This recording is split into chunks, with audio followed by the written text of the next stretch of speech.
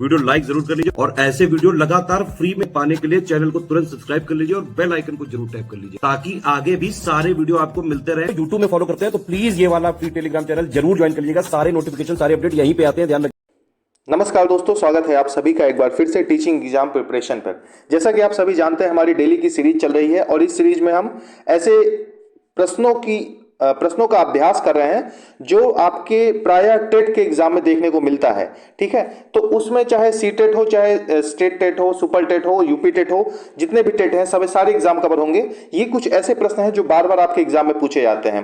तो चलिए इस क्रम में आगे बढ़ते हैं और आगे बढ़ने से पहले आपको बता दें कि आप कोई भी course study for civil services की तरफ से जो चलाया जा रहा है उसको ज्वाइन करना चाहते हैं तो आप दिए गए नंबर पर कॉन्टेक्ट कर सकते हैं। आगे बढ़ते हैं। आज पहला प्रश्न हमारा है कि मूल्यांकन का क्या उद्देश्य है। ठीक है, पर्पस ऑफ असेसमेंट। देखिए, अब यहां पे विकल्प को देखेंगे और जैसा कि रोज हम करते हैं, हम उसके बाद उत्तर में अंतिम में बताऊंगा। पहला है कि अधिगमकर्ताओं में सफलता का डर पैदा करना। ठीक है, दूसरा विकल्प है कि प्रदर्शन के लिए बच्चों को शर्मिंदा करना।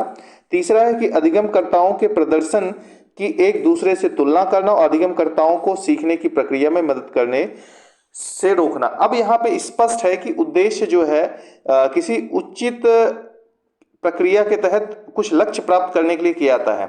अब यहाँ पे पहला जैसे विकल्प है कि अधिगमकर्ताओं में असफलता का डर पैदा करना, बिल्कुल नहीं।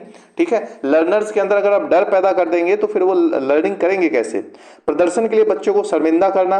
ठीक है, तो बच्चों में जो तो अच्छा प्रदर्शन करे उनके लिए तो ठीक है, लेकिन जो अच्छा प्रदर्शन नहीं कर पाएंगे उनका मनोबल नीचे जाएगा। सी है कि जो लर्नर्स हैं उनके प्रदर्शन में एक दूसरे से तुलना करना, ये भी ठीक नहीं, ये सेम ऊपर वाली ही चीज हो जाती है। और अंतिम में बचता एक ही विकल्प, अधिगमकर्ताओं को सीखने की प्रक्रिया में मदद करने के तरीके खोजना, यानी कि कैसे वो बेहतर तरीके से अपनी लर्निंग को इंप्रूव करें उस बारे में जानकारी इकट्ठा करना और बच्चों पे लागू करना। निम्नलिखित में से कौन सा प्रश्न समालोचनात्मक सोच को बढ़ावा देगा। ठीक है, तो समालोचनात्मक सोच की अगर हम बात करें तो पहले इसको विकल्प को देखते हैं। सौर प्रणाली का आरेख बनाओ। ठीक है, बनाने से संबंधित है। ठीक है, यहाँ पे मल्टीपल गुणा करने के लिए 328 को 984 से गुणा करने के लिए बोल रहा है। और यहाँ पे सी वाला बोल रहा है कि शिक्षा का अधिकार अधिनियम किस वर्ष में पारित किया गया, ये अलग ही ऑप्शन है, दिया गया है लेकिन। और डी है कि सभी अधिगमकर्ताओं के लिए मानकीकृत पाठ्यक्रम को लागू करना। देखिए, अगर यहाँ पे आप देखें तो अधिगमकर्ताओं में व्यक्तिगत भिन्नताओं को ध्यान में रखते हुए एक शिक्षक माफ कीजिएगा, थोड़ा सा क्वेश्चन बदल गया था। तो समालोचनात्मक सोच को बढ़ावा देने वाली बात कर रहे हैं ना, तो यहाँ पे शिक्षा के अधिकार किस वर्ष पारित किया गया, या फिर ये वाला है कि शहरीकरण और वैश्वीकरण के विभिन्न सामाजिक स्तर के लोगों को पर अलग अलग प्रभाव का विश्लेषण करना। तो इसमें आप देखिएगा कि समालोचनात्मक का मतलब क्या है, क्रिटिकली हर प्रकार से सोचना, अच्छाई और खराबी पे ध्यान देना। तो आप जब इन सारे ऑप्शन में आप देखें तो सौर प्रणाली या यहाँ पे सिर्फ एक तरीके से सोच रहे हैं और एक निश्चित तरीके से सोच रहे हैं साइंस के तरीके से, लेकिन यहाँ पे क्या है कि इन सब सारी चीजों जब सामाजिक आर्थिक स्तर पर लोगों के प्रभाव को देखेंगे तो अच्छाई और खराब हर तरह से देखेंगे और इसका विश्लेषण कर पाएंगे। ये सारे क्वेश्चन सरल तो है लेकिन परीक्षा में थोड़ा आपको कठिनाई का सामना ना करना पड़े, इसलिए इसको लगा के जाना आवश्यक है। प्रश्न नंबर 3 है कि अधिगमकर्ताओं की व्यक्तिगत भिन्नताओं को ध्यान में रखने के लिए एक शिक्षिका को क्या करना चाहिए। ठीक है, अधिगमकर्ताओं के पूर्व अनुभव की उपेक्षा करनी चाहिए। ठीक है, लर्नर्स जो हैं उनके अनुभव की उपेक्षा करना चाहिए, उनको ध्यान नहीं देना चाहिए, इग्नोर करना चाहिए। या फिर क्या करना चाहिए कि बी वाला के अधिगमकर्ताओं के पूर्व अनुभव को शामिल कर उनका संचय करना चाहिए। ठीक है, और सी वाला बोलता है कि अधिगमकर्ताओं के आकलन हेतु एक समान तरीके का इस्तेमाल करना चाहिए। और बी विकल्प जो डी वाला विकल्प है, सभी अधिगमकर्ताओं के लिए मानकीकृत पाठ्यक्रम को लागू करना चाहिए। देखिए, अगर आप जो है लर्नर्स है उनकी व्यक्तिगत भिन्नताओं को ध्यान देखेंगे तो सभी बच्चे अपने आप में अलग से होते हैं। ठीक है, बच्चे क्या बड़े भी अलग होते हैं, अगर उनको भी आप सिखाएंगे, आप खुद पढ़ रहे होंगे तो आप ये मानते होंगे कि सभी जो है जो भी कंपटीशन में बैठने जा रहे हैं सभी बराबर नहीं होंगे। तो एक बात यह है कि यहाँ पे महत्वपूर्ण हो जाती है कि अधिगमकर्ताओं के पूर्व के अनुभव को शामिल करना और उनका संचय करना। यदि आप बच्चों के अनुभव को नहीं करेंगे तो कनेक्ट नहीं कर पाएंगे और दूसरी बात उतने बढ़िया से वो सीख नहीं पाएंगे। ठीक, हो सकता है कि उनका जो अनुभव रहा है किसी अलग तरीके से सीखने में रहा हो, तो ये सारी बातें ध्यान में रखी जानी चाहिए। प्रश्न नंबर 4 की तरफ बढ़ते हैं। तो इसमें है कि एक समावेशी कक्षा। ठीक है, समावेशी कक्षा के बारे में मैंने पहले भी बताया है। अगर आप ध्यान दें तो समावेशी कक्षा से तात्पर्य है कि ऐसी कक्षा जिसमें विभिन्न प्रकार के बच्चे बैठे, अलग अलग बैकग्राउंड से आके बैठे हों। ठीक है, तो उसमें विविधता तो रहेगी ही रहेगी। तो आगे विकल्प को पढ़ते हैं कि विद्यार्थी ज्ञान सामग्री के निष्क्रिय प्राप्त करता है एक समावेशी कक्षा में। बी है कि विद्यार्थी समतापूर्ण तरीके से बढ़ते और विकसित होते हैं इसमें। और सी है कि प्रौद्योगिकी के उपयोग में विद्यार्थियों से भेदभाव किया जाता है। और अंतिम विकल्प है कि विद्यार्थी पूरी तरह से अपने दम पर ही अधिगम में आने वाले बाधाओं को दूर करते हैं। देखिए, बच्चे अपने दम पे कैसे कर पाएंगे, और टेक्नोलॉजी की भी बात नहीं आती। यहाँ पे बी वाला विकल्प सही है कि विद्यार्थी समतापूर्ण तरीके से आगे बढ़ते हैं। भाई विविधता रहेगी, सभी को लेके चला जाएगा, क्लास में लचीलापन रहेगा पढ़ाने में और पाठ्यक्रम दोनों में, तो सभी पे ध्यान देगा और सभी समानता से इसमें आगे बढ़ेंगे। अगला प्रश्न हमारा है कि निम्नलिखित में से आर्थिक रूप से कमजोर वर्ग के विद्यार्थियों की शिक्षा के माध्यम में शिक्षा का अधिकार अधिनियम 2009 के खंड 12 द्वारा निम्नलिखित में से किसकी सिफारिश की गई है। अब शिक्षा के अधिकार को अगर आपने नहीं पढ़ा है तो भाई जो है ये आपको पढ़ लेना चाहिए। एक वीडियो में आप लोग अगर कमेंट करें तो मैं बना के डाल दूंगा, मैं बना के डाल ही दूंगा इस एक वीडियो पे शिक्षा के अधिकार पर भी। चलिए, अभी हमने जीन पियाजे के बारे में डाला है, और उसको अगर आप पढ़ लेंगे तो उसमें सारे क्वेश्चन आप वहां करने पे सक्षम होंगे, उसको जाके जरूर देख लीजिएगा। यहाँ पे है कि केवल सरकारी विद्यालयों में दाखिला, ठीक है, राइट टू एजुकेशन की बात हो रही है। निजी विद्यालयों में आरक्षण, केवल व्यवसायिक शिक्षा का प्रावधान और उनके लिए अलग विद्यालय। देखिए, जब यहाँ पे अगर आप देखें तो बात आ रही है कि केवल जब लग जाता है तो मैंने पहले ही बताया कि थोड़ा सा ध्यान देना होगा कि केवल सरकारी विद्यालय में। अब राइट टू एजुकेशन केवल सरकारी विद्यालय के लिए तो होगा नहीं, केवल व्यवसायिक विद्यालयों के लिए जो कॉमर्शियल वोकेशनल है उनके लिए नहीं होगा। यहाँ पे ये है कि इसमें ना 25% सीटें जो हैं गरीबों के लिए निजी विद्यालयों में आरक्षित की गई है। जो RTE 2009 की है वहाँ पे ये बात है कि भैया समावेशी शिक्षा की बात इसमें की गई है। और इसमें ये बोला गया है कि बच्चे जो इनका स्कूल भी अगर बनाया जा रहा है, स्थापित किया जा रहा है कोई, तो 1 से 3 किलोमीटर की दूरी के भीतर ही उसको स्थापित किया जाएगा। चलिए अगले प्रश्न की तरफ चलते हैं। बहुत बार आ चुका है, इसके बारे में भी मैं आपको शॉर्ट बना के डाल दूंगा, शॉर्ट वीडियो, क्योंकि ज़्यादा है नहीं इसमें, इससे संबंधित बहुत सी डिजीजेस हैं और उनसे क्या प्रभाव पड़ता है उसके बारे में है। तो इसको हम कई बार कर चुके हैं, लेकिन बहुत बार पूछा जाता है, इसलिए 2 से 3 बार कोई चीज़ अगर एक बार से ज़्यादा बताई जा रही तो जाहिर सी बात है परीक्षा के लिए महत्वपूर्ण है। निम्नलिखित में से कौन सी अधिगम अक्षमता गणितीय गणना करने की क्षमता से सीधे प्रभावित होती है। तो इसमें तो अगर देखें तो यहाँ पे इंग्लिश में ही लिखा है डिसकैलकुलिया। अगर आप देखें कैलकुलिया, ये अपने आप ही समझ में आ रहा है कैलकुलेशन से संबंधित है, तो इसका विकल्प ए है। इसको हमने कई बार देखा है। ठीक है, आगे चलते हैं। प्रश्न नंबर अगला है कि विविध आवश्यकताओं वाले विद्यार्थियों को शामिल करने के लिए निम्न में से किसकी आवश्यकता है। अब यहाँ पे ध्यान दीजिएगा, जो हमने पहले पढ़ा है उस आधार पर। ठीक है, पहला है कि बैठने की निश्चित व्यवस्था होनी चाहिए। यहाँ पे क्या करना है, विविध आवश्यकता वालों को लचीला पाठ्यक्रम होना चाहिए, मानकीकृत आकलन होना चाहिए और पाठ्य पुस्तक केंद्रित शिक्षा व्यवस्था होनी चाहिए। मैंने बताया था कि जब हम समावेशी शिक्षा की बात करते हैं तो उसमें विविधता होती है और पाठ्यक्रम और पढ़ाने के दोनों के तरीके में फ्लेक्सिबिलिटी होती है। तो लचीलेपन को आप जो है यहाँ पे वरीयता देंगे। कुल मिलाकर अगर एक जो है समावेशी शिक्षा का जो कॉन्सेप्ट मैं यहाँ बता रहा हूँ, इतने ही क्वेश्चन के लिए नहीं है। अगर आप ध्यान से सुनेंगे, नोट डाउन करेंगे, तो आपके बहुत सारे क्वेश्चन सही होंगे, इवन सारे क्वेश्चन सही हो जाएंगे, क्योंकि यहाँ पे हम जो क्वेश्चन पढ़ते हैं सिर्फ उसी के बारे में बात नहीं करते।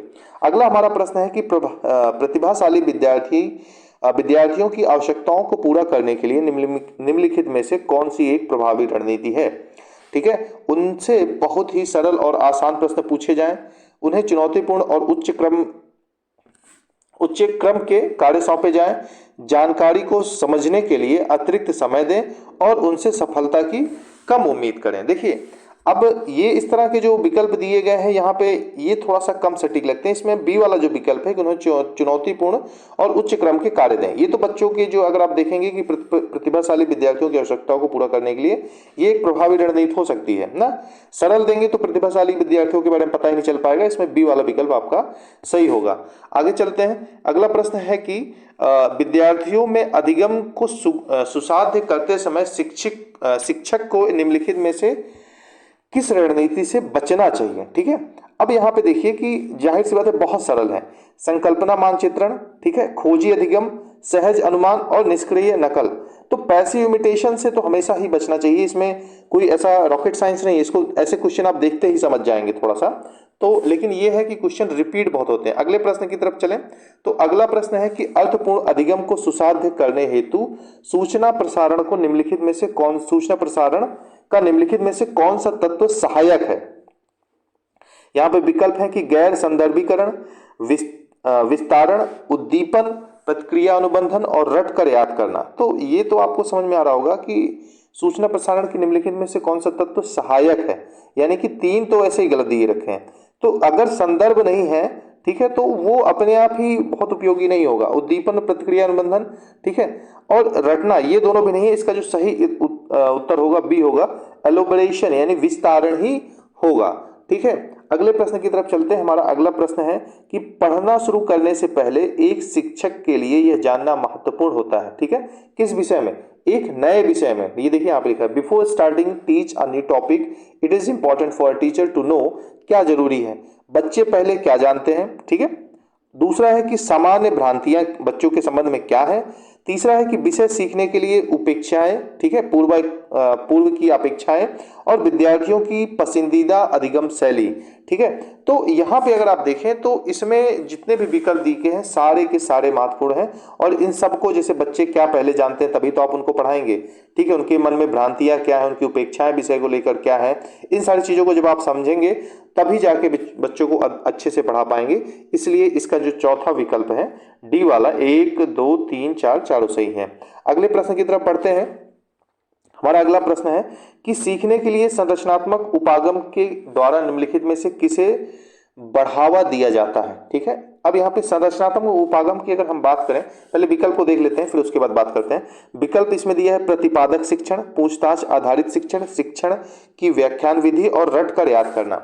ठीक है, तो अब यहाँ पे पूछताछ आधारित शिक्षा को बढ़ावा यहाँ पे दिया जाएगा, इसका विकल्प बी सही होगा।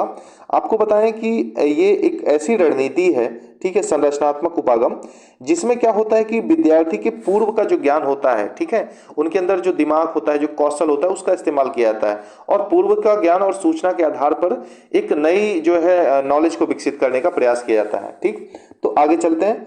इसमें है कि एक शिक्षिका विद्यार्थियों से उनकी स्वयं की चिंतन प्रक्रियाओं के बारे में सोचने के लिए यह कह रही है कि वह विद्यार्थियों के बीच किस तरह के कौशल विकसित करने पर ध्यान केंद्रित कर रही है। अब इसमें विकल्प को हम लोग देखते हैं। विकल्प है कि घोषणात्मक, अधिसंज्ञानात्मक और प्रतिक्रियात्मक और शब्दार्थ। देखिए ये थोड़ा सा प्रश्न आप लोगों को कठिन लग सकता है, लेकिन मैं समझा दूंगा। पहले यहाँ पे सही विकल्प आप समझिए कि बी सही होगा, अधिसंज्ञानात्मक। अधिसंज्ञानात्मक क्यों सही होगा? क्योंकि कोई भी एक टीचर अगर पढ़ा रहा है तो स्वयं की चिंतन प्रक्रियाओं के बारे में सोचने के लिए लोगों से तब कहेगा जब लोग अपने बारे में जाने, यानी कि जो संज्ञानात्मक कौशल है उस पर, उसका मतलब ही होता है कि जो अपनी सोच है और सीखने के बारे में जो सोचने की प्रक्रिया है उस पर ध्यान दिया जाए। मतलब क्या कि संज्ञान के बारे में संज्ञान की कैसे सीखना है, कैसे आप सोच रहे हैं उसको भी सोचना है कि आपका सोचने का तरीका क्या है, जानने के बारे में जानना, सोचने के बारे में सोचना, इस तरह से आप कह सकते हैं। तो इस चीज को ध्यान दीजिएगा, अधिसंज्ञानात्मक, इसका बी सही होगा।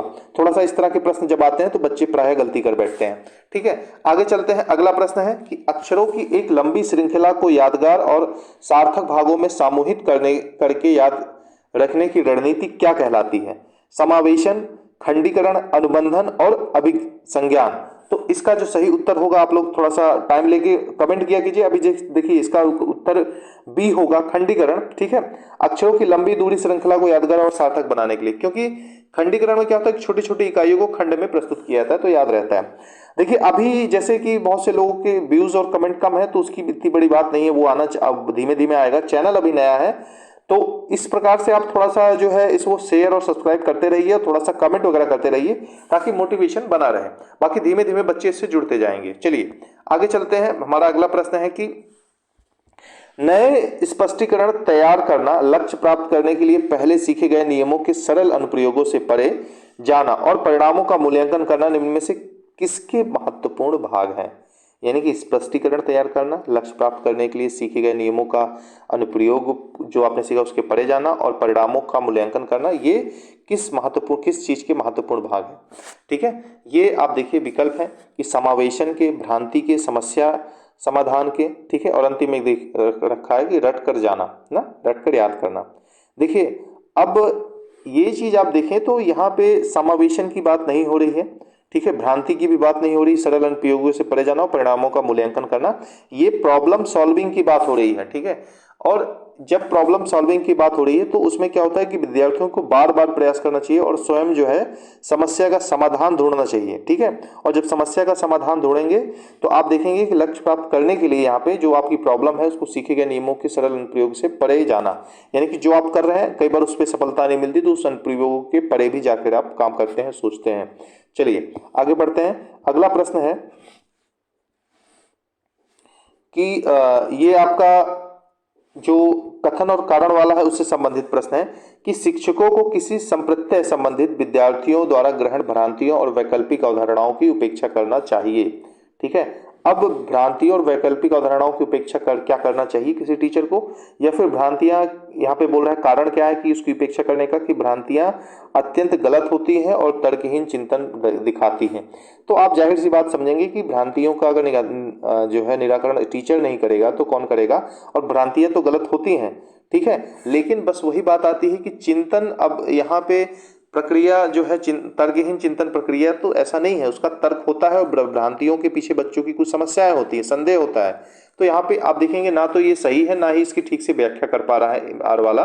तो यहाँ पे इसका जो कौन सा विकल्प आपका सही होगा, यहाँ पे अंतिम जो विकल्प दिया गया है डी वाला आपका सही होगा। अगला प्रश्न लेते हैं कि संवेगों से संबंधित समकालीन मनोवैज्ञानिक सिद्धांत संज्ञानात्मक और भावनात्मक प्रक्रियाओं के संबंध को किस तरह देखते हैं, ठीक है। समकालीन मनोवैज्ञानिक, अब यहाँ पे अगर आप देखें विकल्प है कि दोनों एक दूसरे से स्वतंत्र हैं, ठीक है, दोनों एक दूसरे से गुथे हुए हैं, केवल भावनाएं ही संज्ञान को प्रभावित करती हैं और केवल संज्ञान ही भावनाओं को प्रभावित करता है। देखिए एक चीज मैंने पहले भी बताया कि जब केवल लग जाए ना तो सतर्क हो जाइए, और आज तक ऐसा प्रश्न अभी मिला नहीं, हो भी सकता है लेकिन 99% चांसेस होते हैं कि वो गलत होता है। क्यों? क्योंकि एक्सट्रीम कभी भी कोई भी एग्जाम हो वो जाने पे इस तरह से विकल्प जब डालता है तो आपको चेक करता है, ठीक है। और हो सकता है कभी सही भी हो लेकिन जनरली नहीं रहता है, ठीक है। आप देखेंगे तो 90% आप इस तरह से एलिमिनेट कर सकते हैं। इसका जो सही उत्तर मैं बता दे रहा हूं, दोनों एक दूसरे से गुथे रहते हैं, यानी कि एक दूसरे से मिले रहते हैं, इंटरकनेक्टेड रहते हैं। अगर आप देखें कि समकालीन मनोवैज्ञानिक सिद्धांत जो संज्ञानात्मक और भावनात्मक प्रक्रियाओं के संबंध में दिए हैं, ये दोनों एक दूसरे से संबंध है, ये मतलब अलग नहीं किए जा सकते, पूर्णतः अलग नहीं किए जा सकते। आगे बढ़ते हैं। अगला प्रश्न है कि विद्यार्थी सीखने के लिए प्रेरित महसूस करते हैं जब कार्य होता है क्या, मूर्त और अत्यधिक जटिल, ठीक है। बी वाला है कि उनकी वास्तविक दुनिया से जुड़ा हुआ, सी वाला है कि अप्रासंगिक, और डी है कि बिल्कुल भी चुनौतीपूर्ण नहीं होता। अब जाहिर सी बात है कि विद्यार्थी सीखने के लिए प्रेरित कब महसूस करेंगे, जब उनकी वास्तविक दुनिया से जुड़ा होगा। अब कोई एलियन स्टोरी बता के एलियनशिप के बारे में बताएं, ठीक है।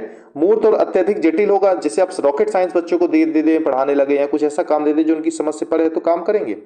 और चुनौती नहीं होगी कि चलो ठीक है आप बैठे रहो, तो बैठना कौन सी चुनौती है ना, कई बार वो भी हो जाएगी।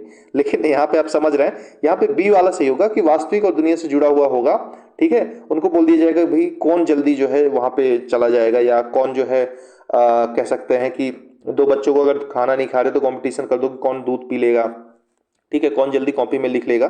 तो कुछ उनको चुनौतीपूर्ण लगता है, वो ऐसा करने में जो है उत्साह दिखाते हैं, ठीक है। चलिए अगला प्रश्न लेते हैं, बड़ा सरल है। भारत में कितने राज्य हैं, ठीक है।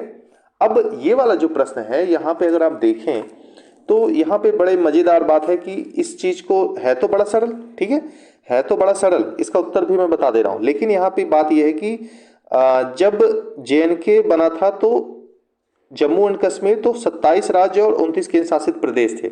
लेकिन आपको पता है कि JNK जो है 29 थे, ठीक है, ये थोड़ा सा उल्टा हो गया ना। तो 29 थे, तो जम्मू एंड कश्मीर से राज्य का दर्जा हटा के केंद्र शासित प्रदेश किया गया, 28 हो गया। तो यहाँ पे बढ़ना चाहिए था, लेकिन यहाँ पे आप देखेंगे कि जो क्या कहते हैं दमन और दीव को मिलाकर एक कर दिया गया, तो इसमें 28 राज्य और 8 केंद्र शासित प्रदेश है। इसको हटा दीजिएगा, थोड़ा गलत लिखा गया। तो यहाँ पे जो है ये बहुत सिंपल है, इस तरह के भी प्रश्न कभी कभी आपको देखने को मिल जाते हैं। अगला प्रश्न है कि निम्नलिखित का मिलान कीजिए। अब ये बड़ा बढ़िया प्रश्न है, इसमें लोग कई बार कंफ्यूज हो जाएंगे। देखिए कैसे कंफ्यूज होंगे आप। अब यहाँ पे आप देखिए कि कीट, पक्षी, सरीसृप, स्तनधारी, कछुआ, कॉकरोच, चमगादड़ और उल्लू। अब यहाँ पे अगर आप कीट को मिलाने जाएं तो एक आसानी से आप देखेंगे कि थोड़ा यहाँ रोकते हैं, उल्लू कीट नहीं होगा, चमगादड़ नहीं होगा, कॉकरोच और कछुआ, तो यहाँ पे आसानी से मिला लेंगे, ठीक है। पक्षी में आप कंफ्यूज होंगे क्योंकि पक्षी में चमगादड़ और उल्लू दोनों दे रखा है, लेकिन आपको पता होगा कि चमगादड़ जो है वो स्तनधारी के उसमें आता है, ठीक है, स्तनधारी के श्रेणी में आता है। पक्षी आपका जो है उल्लू हो गया और सरीसृप में आपका कछुआ आता है। बहुत लोग को ये भी नहीं पता होगा कि कछुआ सरीसृप में आता है, तो इस हिसाब से इसका जो सही उत्तर होगा वो अंतिम वाला होगा, ठीक है। ये बड़ा बढ़िया क्वेश्चन था। इस तरह के क्वेश्चन को आप लगाते रहेंगे तो थोड़ा सा आप जो है आपका ये अदर एग्जाम में भी काम आते रहते हैं। चलिए आगे बढ़ते हैं। अगला प्रश्न है आपका कि इस जो यदि इस प्रश्न में है कि यदि आप सबसे छोटे मार्ग से ट्रेन द्वारा पटना चंडीगढ़ जा रहे हैं, ठीक है, पटना से चंडीगढ़ जा रहे हैं, पटना चंडीगढ़ क्या है, तो वह संभावित राज्य और केंद्र शासित प्रदेश जिससे होकर आप नहीं गुजरेंगे। देखिए अब आप देख रहे होंगे भारत का मैप, देखिए तो ये बिहार है मान के चलिए, ठीक है, और बिहार से आप जाएंगे तो यूपी जाएंगे, यूपी से यहाँ सटा आपको दिल्ली मिलेगा, ठीक है, और दिल्ली के बाद आप देखेंगे तो यहाँ पे हरियाणा और पंजाब की बाउंड्री है। अब क्योंकि आप हरियाणा से भी जा सकते हैं, पंजाब से भी जा सकते हैं, लेकिन अगर सटे सबसे नज़दीक की बात करें तो आप दिल्ली से होकर जो है सीधे जाएंगे तो आपको चंडीगढ़ वहाँ से नज़दीक पड़ेगा, पंजाब थोड़ा सा दूर पड़ेगा ना। तो अब वैसे अब यहाँ पे देखेंगे कि आपका दिल्ली से जो बॉर्डर सटा हुआ है वो कौन सा है, हरियाणा का है, ठीक है, पंजाब को थोड़ा सा आपको दूर जाना पड़ेगा। तो जाहिर सी बात है दिल्ली से जिस बॉर्डर में जाएंगे वहीं जाएंगे, पंजाब के लिए आपको पंजाब यहाँ से थोड़ा सा दूर पड़ेगा, मैंने बोल दिया था शायद दिल्ली से सटा हुआ है। तो आप देखेंगे कि यहाँ से जब आप जाएंगे तो कैसे जाएंगे, आप हरियाणा गए, उत्तर प्रदेश गए, दिल्ली गए, पंजाब नहीं जाएंगे, ठीक है, माफ कीजिएगा मैंने पंजाब बोल दिया था, तो पंजाब नहीं जाएंगे क्योंकि आप देखेंगे कि चंडीगढ़ से थोड़ी ही दूरी शायद 100 या 150 किलोमीटर है वहां से। तो आप देखेंगे इसका जो इसमें पूछा है कि कौन से शहर से होकर नहीं गुजरेंगे, किस प्रदेश से, तो वो होगा पंजाब। चलिए आगे बढ़ते हैं। अगला प्रश्न है कि मच्छरों से फैलने वाले 3 रोगों का समूह, ठीक है, यानी कि कौन कौन से रोग हैं जो मच्छरों से फैलते हैं। अब यहाँ पे देखिए डेंगू है, मलेरिया है, कोविड-19 है। तो कोविड-19 हमको पता था एक वायरस है। यहाँ पे चिकनगुनिया है, डेंगू है, HIV एड्स है। तो एड्स के बारे में भी पता है कि ये दूषित रक्त, दूषित यौन संबंध या फिर इस तरह से होता है, इसमें मच्छरों का बहुत योगदान नहीं है, ठीक है। मलेरिया है, डेंगू है, चिकनगुनिया है, कोविड-19 है, पता है ये है। तो इसमें एक ही विकल्प है जो आप आसानी से छाट सकते हैं, वो है सी, ठीक है, सी है इसमें मलेरिया, डेंगू और चिकनगुनिया है। आप सभी को पता है कि अभी डेंगू का जो प्रकोप है बहुत ज़्यादा फैला हुआ है, ठीक है। और यहाँ पे आप देखेंगे कि एक चीज़ और अच्छा ये बताइए कि जो हम वर्ल्ड मॉस्किटो डे कब मनाते हैं, विश्व मच्छर दिवस, ये पेन चल नहीं रही, विश्व मच्छर दिवस, चलिए कोई बात नहीं। तो विश्व मच्छर दिवस हम कब मनाते हैं, तो आपको पता होगा 20 अगस्त को मनाते हैं, ठीक है, 20 अगस्त को मनाते हैं।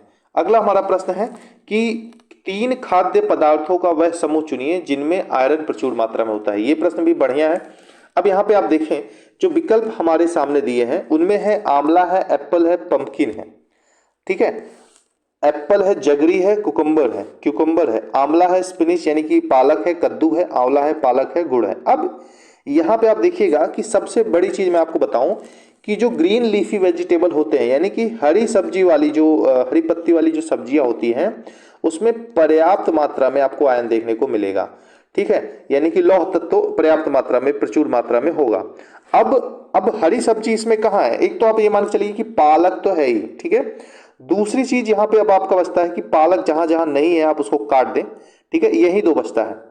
अब यहाँ पे आप देखेंगे कि आंवला भी आ रहा है, ठीक है, आंवला इसमें भी आ रहा है। अब जैगरी और पंपकिन में आप देखिए कि कद्दू और गुड़ में चुनेंगे तो गुड़ में जो है बहुत ज्यादा मात्रा में आयरन पाया जाता है, ठीक है, तो ये स्वास्थ्य के लिए बहुत आवश्यक है। आपको पता नहीं होगा यदि आयरन की कमी आपके शरीर में हो जाए तो आपका जो एनर्जी लेवल है, पढ़ने का मन नहीं करना, सुस्त बैठे रहना, ये सारी चीजें जो है आपके शरीर में बढ़ने लगती हैं। साथ ही सांस लेने में समस्या, सिर दर्द, चिड़चिड़ापन, ठीक है, और एनीमिया की भी समस्या हो जाती है। तो पालक, ब्रोकली, आंवला, गुड़, सहतूत, ये सारी चीजें जो है आयरन बहुत मात्रा में पाया जाता है और इसका सेवन हमें करना चाहिए। अगले प्रश्न की तरफ बढ़ते हैं। प्रश्न है कि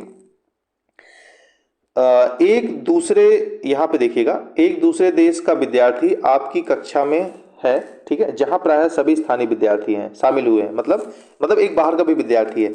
आप विभिन्न संस्कृतियों की प्रथाओं पर चर्चा करने के लिए इस अवसर का प्रयोग करना चाहते हैं।